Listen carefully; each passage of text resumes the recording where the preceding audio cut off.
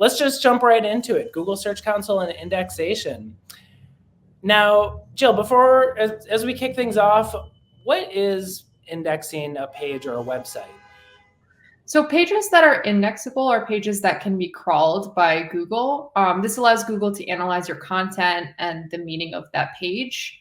When Google is able to crawl pages, they're allowed to appear in Google's search results or Google's search index. Not all pages can be indexed. So ones that have a robot.txt rule or a no index tag on the page, you won't be able to see in search results. So you'll be blocking Google's bots from being able to crawl those pages. Cool. And is it required to index something to show on Google? It's not required, and sometimes you may not even want to index all of your pages. Important pages that you'll want users from Google to arrive onto your website first on those pages, those are ones that you'll definitely want to have indexed. But there is also some instances where you wouldn't want pages indexed. So some of those are duplicate pages. There may be instances where you have duplicate pages or pages with multiple variations. So similar pages, but maybe one piece of information is different on those pages because it's geared towards a different audience. Those pages would be considered duplicate content, which can actually harm your SEO. So you'll want to avoid indexing all of those pages and set a canonical URL instead. Another instance is pages with thin content. So sometimes pages don't have too much content, but they are important to have on the site. Those may not be the pages that you want your users to arrive on first, as it doesn't have a lot of context within the page that they can find value off of. Another example is thank you pages or confirmation pages. If someone fills out a form on your website, it may redirect them to a thank you page. You wouldn't want anyone from Google arriving on that page first, as it would have no value to them. Same with any login pages. You wouldn't want anything not meant for public access to be indexed. So for e-commerce, this one example could be a checkout section of the site. You wouldn't want that indexed where they're putting in their card information or anything. And then lastly, just category or tag pages. So if you have a blog section on your site, you may have some organizational categories or some tags that help filter out some of the blogs. Since your main blog page and all of your blogs are likely to be indexed, you wouldn't want to have the category or tag pages indexed too. That'll just not really be of value, and it'll also be a bit of duplicate content as well. Yeah, great examples, great examples.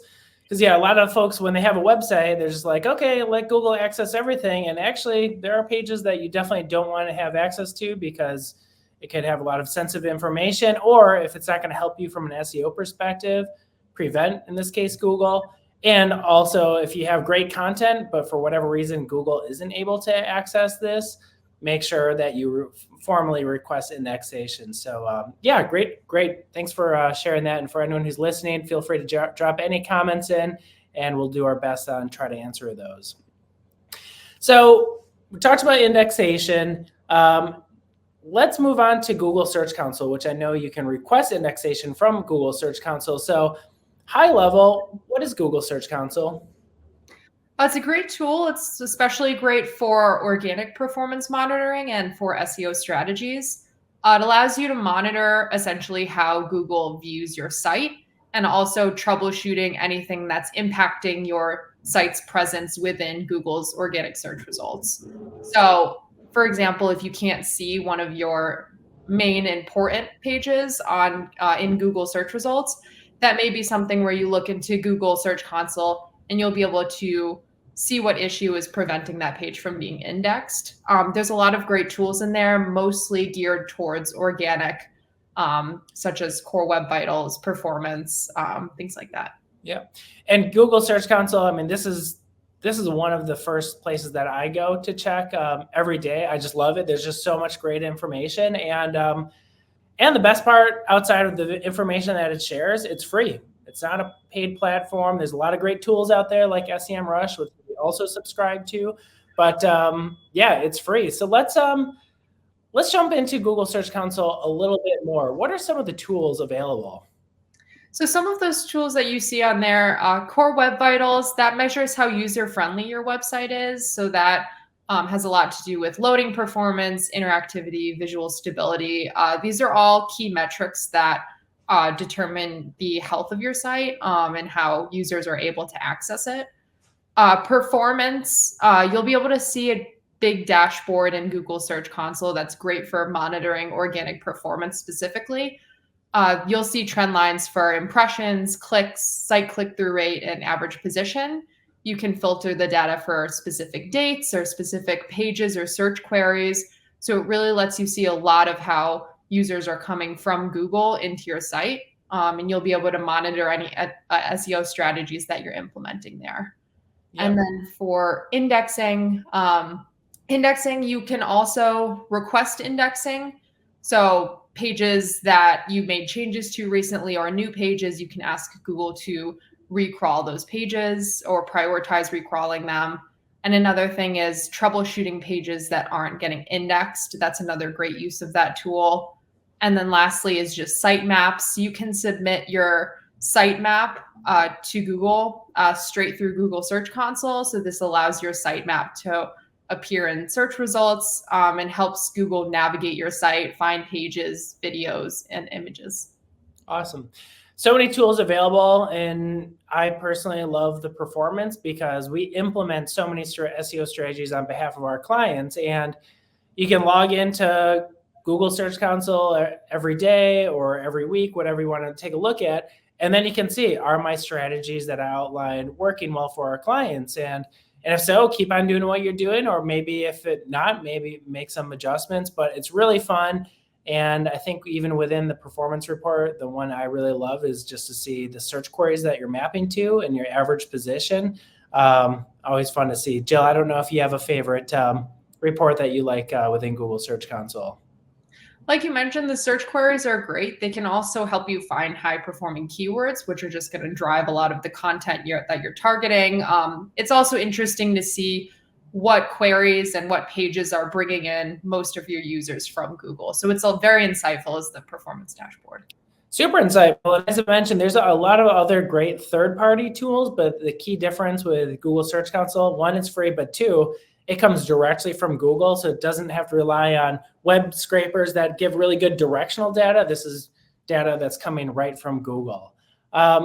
So setting up Google Search Console, is it difficult, and what's the process in doing so?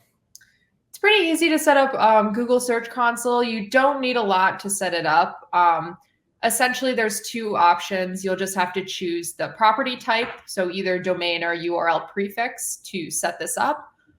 Each one has its own requirements for verifying it, but it only takes a matter of minutes once you're in the back end of your site to be able to set up that verification in Google Search Console. And then from there, it takes up to 48 hours for you to see some metrics within the Google Search Console dashboard. The earlier you set it up to, the more data you may see over time, depending on the property type that you set it up with. Yep. Yeah, that's a really good tip. Anyone who has a website or building one, day one or week one, set up Google Search Console, because from that moment and onwards, you're going to collect a lot of really good data. And as Jill mentioned, pretty straightforward to set up. Just have a Google account and go to Google Search Console and follow the steps and pick between domain or the URL prefix. Anything else on setting up? And one more thing for setting up is that there are some instances where you can have multiple Google Search Console dashboards set up.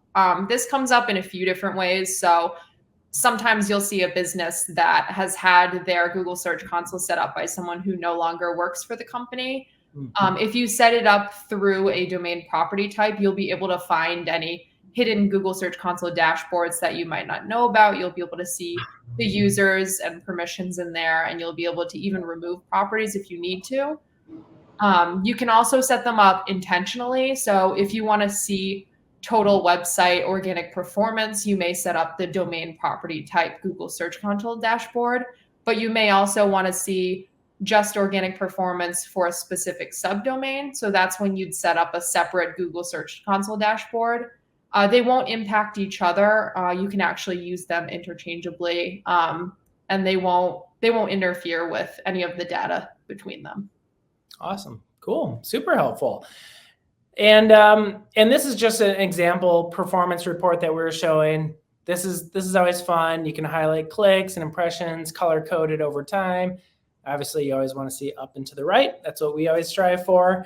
But you can overlay different scenarios, average position, click-through rate, and then even compare certain moments month over month, week over week, or if your business is seasonal, maybe year over year, just to take out any aspect of seasonality in this.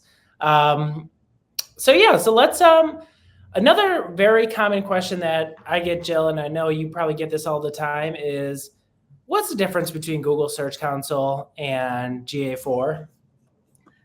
So Google Search Console is focusing more on search-related traffic. GA4 focuses on user behavior and engagement. For Google Search Console, you'll mainly use this for organic traffic. The performance dashboard in Google Search Console, that will only have organic traffic in it. So you won't be able to see any sort of traffic coming from paid ads. In GA4, that's where you'll want to look for paid ads data. So things like user sessions and conversions on those paid ads, you'll want to see in there.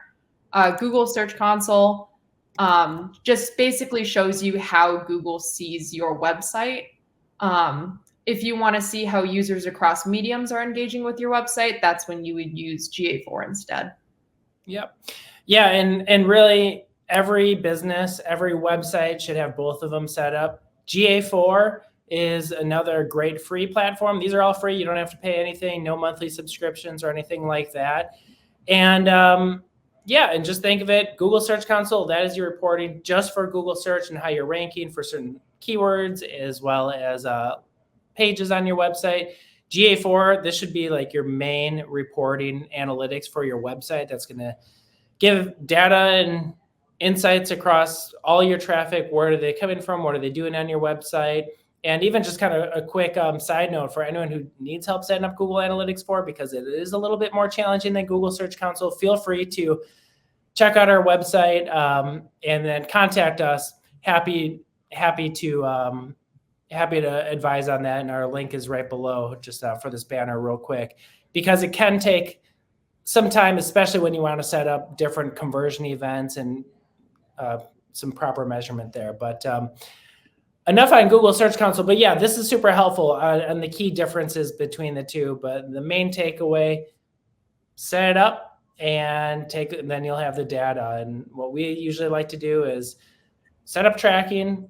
The data is going to let you know what's working and what's not working. We can't forget about Bing, can we, Jill? Definitely not. So just like Google, Bing has webmaster tools. Why don't you tell us a little bit about that?